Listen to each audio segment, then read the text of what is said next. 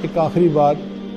یہ میں اپنے دوستوں سے کر رہا ہوں، خاص طور پہ جن کو اجازت خلافت ہے ان کے لیے، کہ کتابوں میں نے پڑھا ہے یہودیوں کے اندر جادو بہت زیادہ ہے۔ یعنی وہ جو فرعون کے دربار میں جادوگر اسلام لے آئے تھے، مسلمان ہوئے تھے، موسیٰ علیہ السلام پہ ایمان لے آئے تھے، تو اس سے پتہ چلتا ہے کہ جادوگر قوم میں شامل ہو گئے تھے۔ ویسے بھی سلیمان علیہ السلام کے زمانے میں جنوں سے لوگ جو ہے وہ جادو سیکھتے تھے، تو یہودیوں میں جادو بہت رہا ہے اور یہ جادو آج تک ہے۔ یہودیوں میں کچھ لوگ ہیں جو اسی پہ زندگی گزارتے ہیں اور اس کا نام ہے قبالہ۔ جیسے ہمارے دین اسلام میں نا تصوف، کہ کچھ لوگ روحانیت کو بنانے کے لیے پوری زندگی خانقاہوں میں رہتے ہیں، محنت کرتے ہیں، بیعت ہوتے ہیں، تو دین اسلام میں جس طرح تصوف ہے، یہودیوں میں اس کے مقابلے میں قبالہ ہے، اور قبالہ جادو کو کہتے ہیں، اور یہ جادو مستقل کرتے رہتے ہیں۔ ان کا حال یہ ہے کہ نبی علیہ السلام کے زمانے میں ایک آدمی تھا جو منافق تھا، اس نے نبی علیہ السلام پر بھی جادو کیا تھا، اس نے اور اس کی 2 بہنوں نے، اور نبی علیہ السلام پر 6 مہینے اس کا اثر رہا تھا۔ پھر اللہ تعالیٰ نے بتا دیا تو نبی علیہ السلام نے پھر ایک چٹان کے نیچے ان کے بالوں کو دبایا گیا تھا، وہ نکلوائے اور جادو کا اثر ختم ہوا۔ پھر اس کے بعد معوذتین نازل ہوئیں اور اللہ تعالیٰ نے ہمیشہ کے لیے جادو کا توڑ عطا فرما لیا۔ اب سوچئے کہ اگر اللہ کے حبیب صلی اللہ علیہ وسلم پر بھی جادو کا اثر ہو سکتا ہے تو بھئی ہم کس کھیت کی گاجر مولی ہیں؟ تو یہ یہودی مستقل جادو کرتے رہتے ہیں۔ کتاب میں لکھا ہوا تھا کہ ان کے جادو کرنے والوں نے بتایا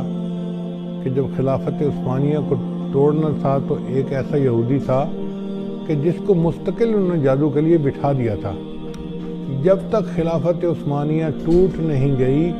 وہ اپنی جگہ سے ہلتا نہیں تھا۔ یعنی اس کی مثال ایسے ہے کہ جیسے دلی جماعت والے گشت کے لیے نکلتے ہیں نا، تو ایک جماعت کو ذکر کے لیے بٹھا جاتے ہیں، بھئی جتنی دیر ہم گشت کرتے رہیں گے آپ اللہ اللہ کرتے رہنا، برکت رہے گی۔ یہودیوں کا یہی حال ہے کہ وہ جب کوئی کام کرنا چاہتے ہیں تو کسی کو جادو کے لیے بٹھا دیتے ہیں۔ تو اگر وہ جادو کے لیے اس طرح بٹھا دیتے ہیں اور کرتے رہتے ہیں تو اس وقت جو روحانیت کے میدان میں آگے بڑھنے والے لوگ ہیں ان کے اوپر ذمہ داری عائد ہوتی ہے کہ وہ ان کے جادو کا توڑ کریں، اور ان کے جادو کا توڑ 2 ہی طریقوں سے ممکن ہے۔ ایک تو جو حفاظت کا ہزار بتایا گیا ہے، اپنے اوپر بھی کریں، پوری امت مسلمہ کے مسلمانوں پر کریں، اور دوسرا یہ کہ اپنے معاملات میں یہ چیز شامل کریں کہ معاملات بھی کریں اور 15 منٹ آدھا گھنٹہ ان جادوگروں کے اوپر غائبانہ توجہ بھی ڈالیں کہ اللہ ان کے دل میں مسلمانوں کا رعب ڈالے اور ان کے شر سے اللہ مسلمانوں کی حفاظت فرمائے۔ تو اس میں ایک تو امریکہ کا جو صدر ہے اس کو بھی شامل کریں، اسرائیل کا صدر ہے اس کو شامل کریں، انڈیا کا صدر ہے مودی اس کو بھی شامل کریں، اور اس میں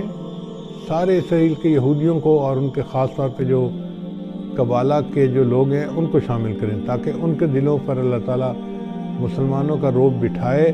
اور ان کے شر سے اللہ تعالیٰ مسلمانوں کی حفاظت فرمائے۔ یہ ایک عمل ایسا تھا جو ابھی میرے علم میں آیا کہ اس کو کرنا ضروری ہے، اس لیے میں نے بتا دیا کہ خلفاء حضرات خاص طور پر اس بات کو سمجھیں اور اس ذمہ داری کو پورا کریں۔ یہ امت لاوارث نہیں ہے، اس کی ذمہ داری روحانیت کے مشائخ کے اوپر ہے، ہر سلسلے کے مشائخ کے اوپر ہے، مگر کم از کم ہم تو پورا کریں نا۔ امید ہے باقی اولیاء کرام اپنی جگہ پہ دعائیں کر رہے ہوں گے، توجہ کر رہے ہوں گے، ہم بھی اس میں شامل ہو جائیں گے۔ اللہ تعالیٰ ہمیں ان کے شر سے محفوظ فرمائے اور اسلام کو اللہ تعالیٰ پھر عظمت کے دن عطا فرمائے۔